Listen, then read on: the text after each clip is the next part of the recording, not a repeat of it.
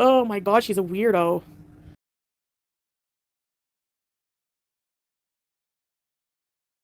Hello, 'tis I, Fat Cow. Yesterday I made a video where my, let's say, righteous indignation was on full display.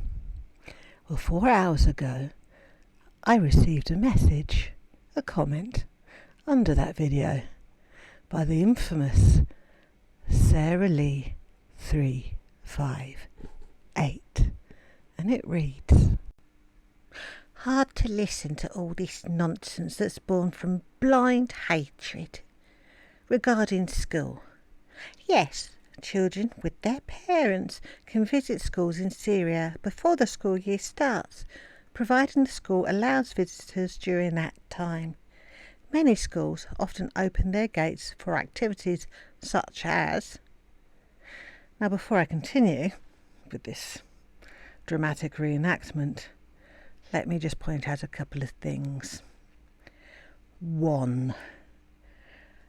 This is Chat GTP, isn't it?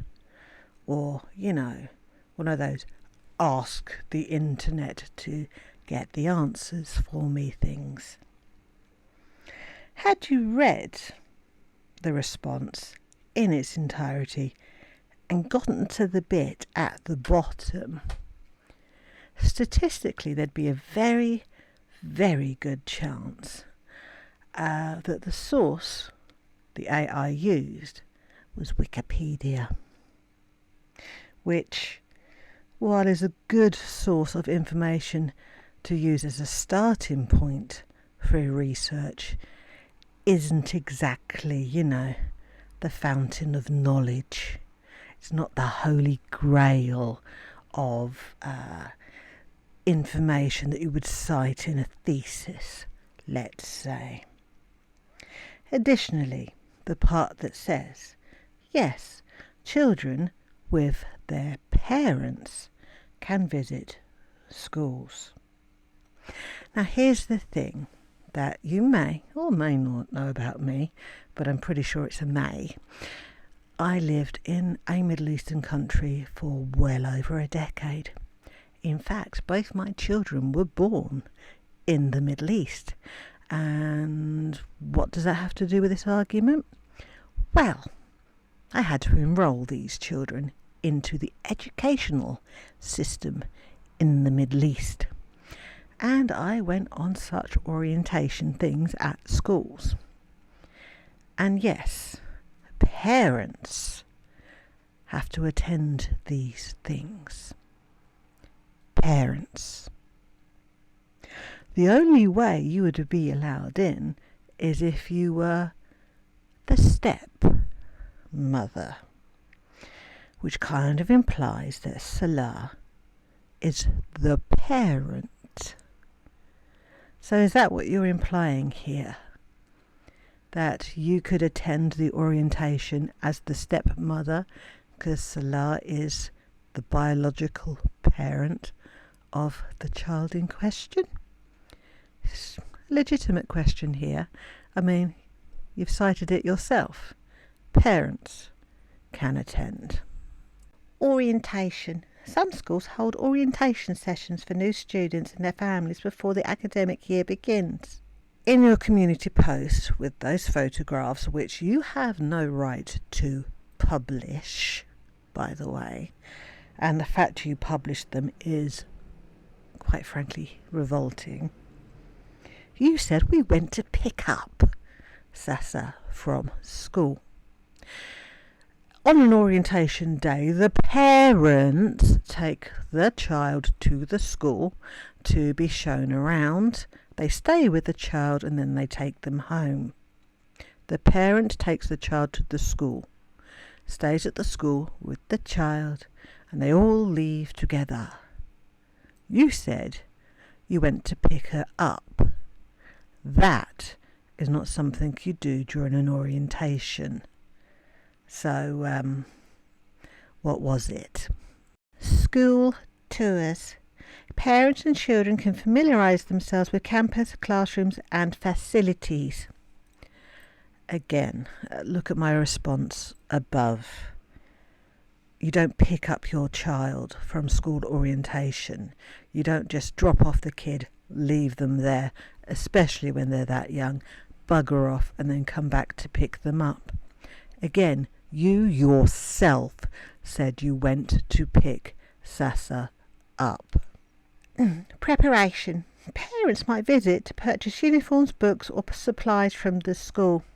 The special needs schools, which are currently available in Syria, would provide the majority of the implements the child would need, because they recognise that the child is vulnerable and that the parents might struggle somewhat, with the exception of the privately run ones, not the charity run ones.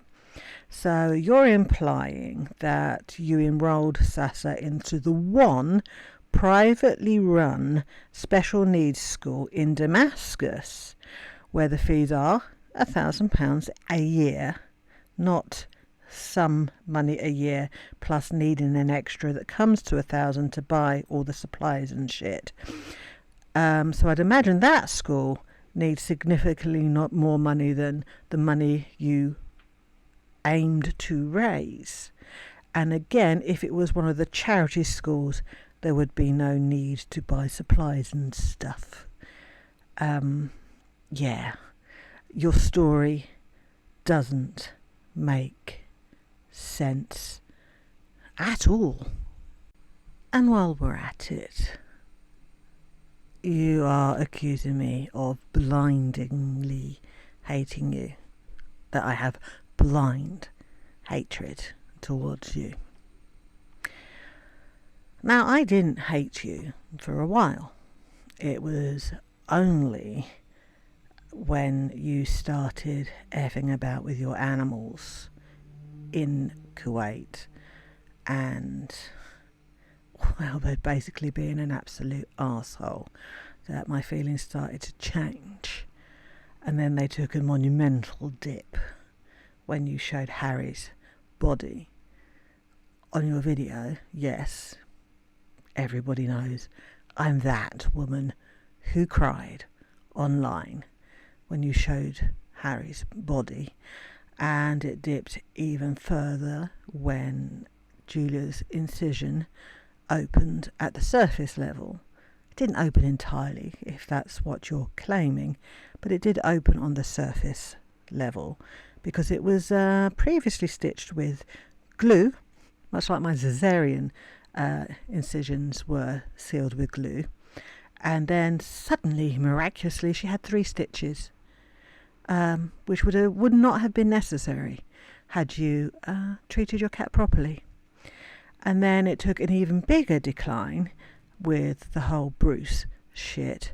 And, well, this whole Sasa thing is the final nail in the coffin, let's say. Yes, there is hatred for you, Foodie, but it's not blind. It's definitely not blind.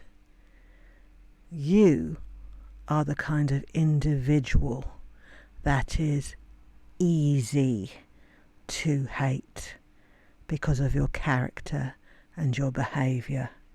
Because quite frankly, I couldn't give 2 shits about how much you weigh and how big your stomach is.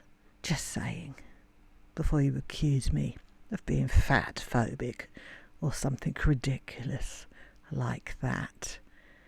It's not your appearance or your size or your weight that has caused me to hate you.